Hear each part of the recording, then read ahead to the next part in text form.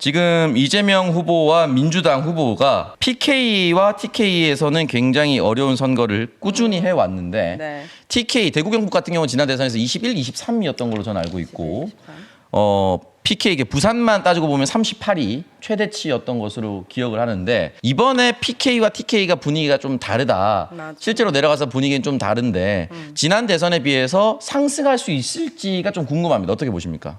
상승한다고 했을 때 TK에서 30을 넘느냐 못 넘느냐가 득표에서 관건인데요. 네. 여론조사에서는 꽤 이제 넘는 것도 나오기는 했는데 그렇지 않을 거다라는 전망도 상당히 우세한 건 사실입니다. 그렇죠. 아까 예. 표 B 보면은 여기 대구 경북에서 이재명 후보 29%로 나오더라고요. 네. 네, 근데 요거는 상대적으로 이재명 후보가 좀 떨어진 게 나오는 건데 여기서 29%면 그래도 한 30은 기대를 해볼 수 있지는 끝까지 않을까요? 긴장하고 골목골목 다 가가지고 그러니까 지금 해야 돼요. 끝까지 해야죠. TK에서 정말. 네.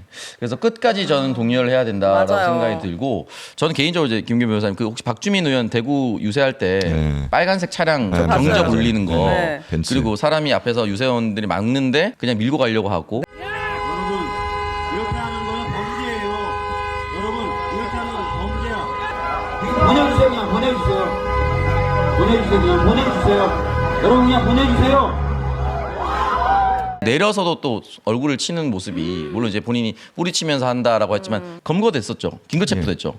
긴급 체포인지는 모르겠습니다. 네. 하여튼 검거는 된 것으로 네, 저는 맞아요. 판단이 되고 있고 실제로는 형사처벌까지 충분히 받을 수 있는 그거 너무 그런 범죄 위험하잖아요. 차로 한 행위거든요. 거면은 더 차를 이용했다면 이제 가중처벌이잖아요. 특수가 붙어서 네. 가중처벌이 되고 벌금이 없어지는 무조건 징역으로 가는 아 진짜요? 네, 그런 구간으로 갈 수도 있는 거거든요. 네. 댓글에 왜 차에 매달리냐 그게 아니라 그 사람이 도망가니까 그걸 잡으려고 이제 그 사람들이 그렇죠. 이제 잡은 그리고 건데 차에 일부러 매달렸다. 차를 이렇게 처음에는 가만히 있는 차에 대해서 이렇게 차를 잡고 있다가 차가 갑자기 출발을 해버리면은 사람이 바로 못 놉니다. 이거를. 예, 보통 사람이 이렇게 같이 끌려가면서 달려가다가 이렇게 넘어지게 되거든요. 우리 조금은 비슷한 넘어지시고. 영상을 과거에 경찰이 차량 단속하다가 맞아. 도망가는 차량 이렇게 잡고 같이 다니다가 경찰이 이렇게 넘어지죠. 넘어지면서 네. 과당하는 영상 보신 적 있잖아요. 그렇게 되는 거거든요. 거기에서 그러니까요. 경찰한테 너 차를 왜 잡았어? 하지 라고 않죠. 얘기하면 맞아요. 예, 그렇게 얘기하지 않지 않습니까? 현행범으로 딱 잡아야 예. 되는데. 그러니까 이게 좀 폭력적인 모습이 서부지법도 그랬고 이번에 선거운동에서 또 폭행도 막 당한 그 그 자원봉사분들도 계시고 하다 보니까 최대한 이런 것들을 줄이려면은 빨리 선거가 조금 큰 차이로 끝나서 많은 이제 개혁들이 그렇죠. 그리고 이거는 이제 선거 운동의 자유를 방해하는 부분이기 때문에 또 선거법상으로 엄중 처벌되는 거거든요. 이거는 네. 단순한 폭행 사건이나 이런 것과는 완전히 다르게 봐야 되고 서부지법 폭동 비슷하게 선거를 방해한 거니까 엄정하게 사법부도 대응을 좀 해줘야 되는 거. 네, 네. 알겠습니다. 그런 모습도 분명히 있고 굉장히 과열돼 있는 저는 사실 그 현장을 보면서 당연히 잘못된 일이지만 저들이 굉장히 심적으로 몰려 있다는 게 또 느껴졌습니다. 아 그래요. 그러니까 선거가 100% 질 것 같으니까 뭐라도 하고 싶은 분노를 직접적으로 드러내고 있는 과정이 있지 않나. 그리고 밤에도 약간 좀 술 취한 것처럼 보이는 사람이 박주민 의원한테 다가와가지고 그러니까요. 네, 부산에서. 뭐 호텔 경제학 얘기를 하면서 네. 대학 어디 나왔어요? 막 이렇게 묻기도 하고 박주민 서울법대 나왔는데 그러니까 아무 말 다시 못하고 돌아가. 막 너는 어느 대학 나왔는데? 나 진짜 묻고 싶어. 그것도 너무 싫어. 서울법대 나왔다고 해서 서울법대가 다 아냐라고 따지는 것도 맞아. 아니고 서울법대 그냥 그렇구나. 이게 뭐야? 물론 이렇게 하진 않았습니다만 네. 박주민 의원의 직원에 따르면 서울법대라고 하니까 그냥 바로 갔다. 그냥 갔다. 이게 이런 게 어디 있어 세상에. 그러니까요. 너무 답답해요. 정말 빡치는 일들이 그럼 우리 대학을 다시 가야지, 이거. 여론조사 TK, PK 어떻게 예측하십니까? 이번. 그러니까 이제 득표잖아요. 득표, 네. 여론조사는 이제 볼 건 다 나왔으니까. 네, 득표. 득표에서 과거에 보면은 갤럽조사에서 한 20% 나왔을 때 또 득표도 그만큼 나왔습니다. 대구 경북을 평균했을 때 한 22점 몇 나왔으니까 지금 같은 경우에도 1%도 안 높아집니까? 내란인데. 미세하게 탄핵되고. 예, 높아질 걸로 난리 미세하게 났네. 높아질 걸로 이재명 후보의 득표가 미세하게 높아질 걸로 예측하는 사람들이 있긴 있는데 네. 이게 눈에 띄게 그러니까 30을 넘을 것이냐 이거는 좀 봐야 돼요. 그냥 1, 2% 예, 높아져봤자. 뭐 아주 큰 차이는 아닐 거다라는 예측도 있고 해가지고요. 이거는 현장 분위기도 더 봐야 될 텐데 조금 봐야 될 것 같습니다. 조금 더 이제 그렇군요. 골목골목 선대위가 힘을 내주셨으면 좋겠다. 제가 이제 당에 보고 드릴 땐 그런 말씀드리거든요. 그 후보가 대구 동성로 유세할 때 정말 많은 사람들이 현장에 나와서 응원해 주셨는데 대구가 이렇게 바뀌었다, 대구가 이렇게 사람이 많다라고 해석할 수도 있는데 네. 그동안 당당하게 거리로 나오지 못하시던 분들이 내란이라는 승기를 확실하게 잡은 상황에서 조금 더 용기를 내서 다 나왔다라고 저는 분석하는 것도 맞다고 생각하거든요. 그러니까 더 많아졌다라고 한다기보다는 총량은 크게 바뀌지 않았는데 이 사람들이 조금 더 자신감 있게 나올 수 있는 그걸로도 저는 해석할 수 있어서 네. 경계를 끝까지 늦추면 안 된다라고 말씀드리고 싶었어요. 그래도 사람이 이성적인 판단이 가능한데 지금까지 보수 대통령이 어땠습니까? 거의 다 탄핵당하고 감옥 가고 그 오차가 없어요. 근데 단 한 번만 기회를 이 내란까지 일으켰는데도 단 한 번의 기회도 그냥 속은셈 치고 우리 이제 미래를 살아야 되는 이 한국을 살아야 되는 미래 세대로서 너무 좀 속상하고 슬퍼요. 내란 프레임에서 만약에 TK를 건드린다고 했을 때, PK를 건드린다고 했을 때, 네. TK, PK 이 입장에서는 자신들이 부끄러운 부분을 이제 지적하는 게 될 수가 있잖아요. 그렇죠. 네. 그런 마음을 갖는 분들이 있을 겁니다. 네. 그럼 이걸 다른 방향으로 프레임 전환을 시도해가지고 접근을 해야 되거든요. 네. 가령 이준석 후보가 광주에 가서는 네. 이제 분산 투자할 때가 됐다라고 얘기를 하지 않습니까? 네. 그게 이제 그 호남에서 묘하게 민주당한테 몰표를 줘봤자 발전이 안 되고 있지 않느냐라는 식의 발전 정체에 대한 책임론 같은 것들을 네. 민주당한테 이제 제기하는 경우가 있었습니다.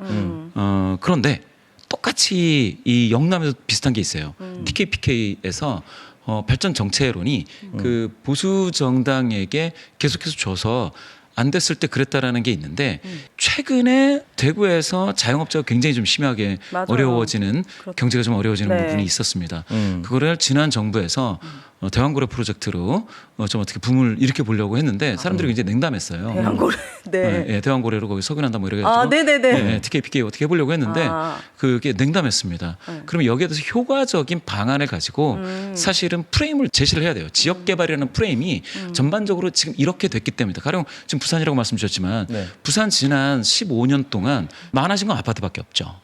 그러니까 아파트 값은 올랐지만 나머지 산업 시설은 거의 그냥 다 빠지고 네. 과거의 어떤 생산 시설들은 거의 이제 퇴락하기 시작을 하고 네. 그러면서 청년들이 뒤로 빠지니까 지금 정치는 점점 보수화되면서 아파트 값만 높아져. 그런데 황당한 건 그러면 아파트와 덩달아서 생활 기반 시설이 유지가 돼야 되는데 네. 그게 안 되지 않느냐라는 비판까지 있어요. 그러니까 이러니까 이제 부산 중심으로 해서 PK마저도라는 얘기가 나오잖아요. 근데 이런 거 TK, PK의 영남에 있어서의 동남권의 정서를 뚫을 수 있는 그러한 프레임의 개발이 처음부터 좀 있어야 된다라는 겁니다. 그렇게 해서 접근을 해 들어가야 되는 거죠. 그랬을 때 그러면 만약에 이재명 대표가 분산 투자 한번 해봐라. 네. 과거에 2018년에 기회를 한번 줬었습니다. 네.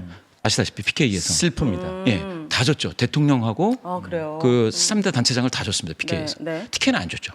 그런데 그랬을 때 그 PK에서 꽃이 피었다.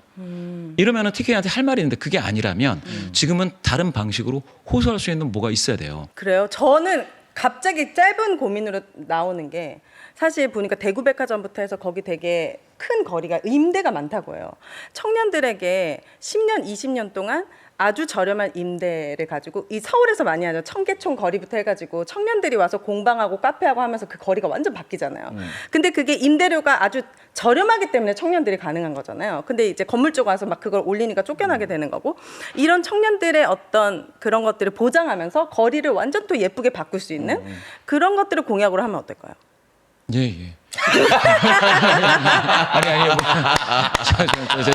나쁘다는 게 아니라 왜 영혼을 좀 담아요? 영혼이. 그래서 예? 그런 예가 어디냐면 네. 그렇게 이제 이쁘고 아름답게 거리를 꾸민 게 창원하고 예. 광주였습니다. 네. 예, 광주광역시. 예, 광주광역시하고 경남 이제 창원인데요. 보셔야죠. 그 예를 그 네. 효과나 이런 것들을.